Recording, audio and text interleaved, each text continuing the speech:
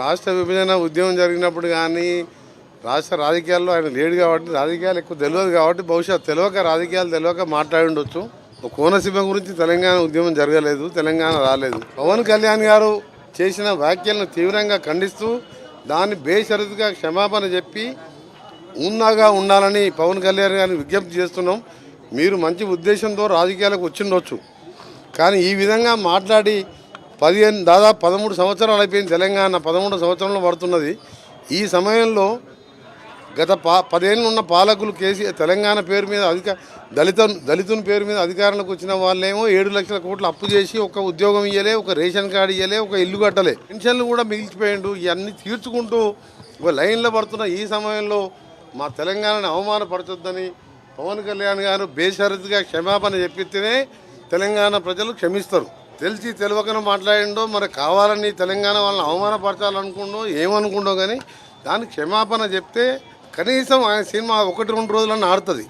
చెప్పకపోతే ఎక్కడ కూడా తెలంగాణ థియేటర్లలో సినిమాలు రిలీజ్ కావు. సినిమాటోగ్రఫీ మినిస్టర్గా నేను చెప్తున్నా ఈ మాట.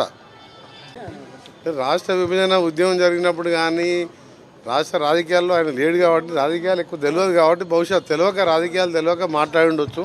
కోనసీమ గురించి తెలంగాణ ఉద్యమం జరగలేదు, తెలంగాణ రాలేదు. పవన్ కళ్యాణ్ గారు చేసిన వ్యాఖ్యలను తీవ్రంగా ఖండిస్తూ దాన్ని బేషరతుగా క్షమాపణ చెప్పి ఉన్నాగా ఉండాలని పవన్ కళ్యాణ్ గారిని విజ్ఞప్తి చేస్తున్నాం.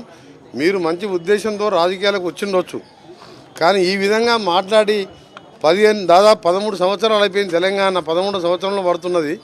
ఈ సమయంలో గత 10 ఏళ్ళు ఉన్న పాలకులు తెలంగాణ పేరు మీద దళితుని పేరు మీద అధికారంలోకి వచ్చిన వాళ్ళేమో 7 లక్షల కోట్లు అప్పు చేసి ఒక ఉద్యోగం ఇయ్యలే, ఒక రేషన్ కార్డు ఇయ్యలే, ఒక ఇల్లు కట్టలే, పెన్షన్లు కూడా మిగిల్చిపోయిండు. ఇవన్నీ తీర్చుకుంటూ ఒక లైన్లో పడుతున్న ఈ సమయంలో మా తెలంగాణని అవమానపరచొద్దని పవన్ కళ్యాణ్ గారు బేషరతుగా క్షమాపణ చెప్పితేనే తెలంగాణ ప్రజలు క్షమిస్తారు.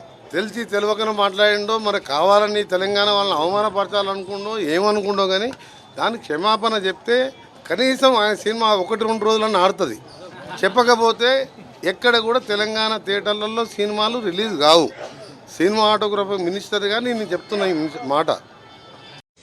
దిష్టి తగిలింది అనే పదం అంత పెద్ద తప్పని నాకు ఇప్పటి వరకు తెలియదండి బాబు. నిజంగా చిన్నప్పటి నుంచి పిల్లలు స్నానం చేయించేటప్పుడు రోజుకి 2 సార్లు ఉదయం సాయంత్రం ఇరుగు దిష్టి పొరుగు దిష్టి ఊళ్ళో వాళ్ళందరి దిష్టి తుప్పు అంటాము. పెళ్లిళ్ళు అయినప్పుడు పెళ్లి కూతురు పెళ్లి కొడుకు ఇంట్లోకి వచ్చినప్పుడు అందరి దిష్టిని తీసేసి ఆళ్ల ముందే ఇసిరేస్తాము. ఆ దిష్టి తీసి అన్ని కూడా అదంత పెద్ద వాడని తెలియదు. ఇంకా అంటే ఇంక నుంచి ఆ మాట కూడా వాడకూడదేమో బహుశా. ఇప్పుడు ఆ ఇరుగు దిష్టి పొరుగు దిష్టి అంటే ఇరిగింటోళ్ళు పొరుగింటోళ్ళు అదే పక్క పొంటి ఇరుగు పొంటి వాళ్ళంతా చిట్టి మీద పడిపోదురేమో మా దిష్టి అంటావా అని ఊరోళ్ళంతా వచ్చి పడిపోదురేమో. నీ బిడ్డని ఇంట్లోంచి బయటికి రానియం, 2 అడుగులు కూడా వేయనియం, మా వీధులు ఎలా నడుస్తాడు, మా ఇంటి ముందు ఎలా నడుస్తాడని చెప్పేసి అందరూ వచ్చేస్తారేమో. బాబాయ్ నాకు తెలియదు ఇన్ని రోజుల నుంచి, మా తాతల నుంచి మా నాయనమ్మల నుంచి ఆ దిష్టి అనే పదం అంత పెద్ద వర్డ్ దాన్ని పెద్ద నాయకులు కూడా వచ్చి మీడియాల ముందు సవాళ్లు విసిరి ఛాలెంజ్లు చేసేటువంటి అంత పెద్ద వర్డ్ అని తెలియక ఇన్ని రోజులు వాడుతా ఉన్నాం తెలుగు రాష్ట్రాల్లో అమ్మలక్కలం అందరం కూడా. పనికి మాలంతా మోపోయారు రాజకీయాల్లో తెలుగు రాష్ట్రాల్లో వచ్చి. దేనికి మాట్లాడాలో తెలియదు, దేనికి పట్టించుకోవాలో తెలియదు. అమ్మలక్కల జాగ్రత్త. ఇంక నుంచి దిష్టి తీసేటప్పుడు కూడా ఇరుగుపంటి పొరుగుపండి అనుకుని ఉండ్రి, జరంతా గమనించుకోవాలని ఉండ్రి. లేదంటే ఇంటి మీదకి వచ్చి పడిపోదు, లేదంటే మీ బిడ్డని ఇంట్లో బయటికి పోనీయకుండా మా ఇంటి ముందుకు అడిగేసి ఒప్పుకో అంటారు. జర చూసుకోండి మళ్ళా.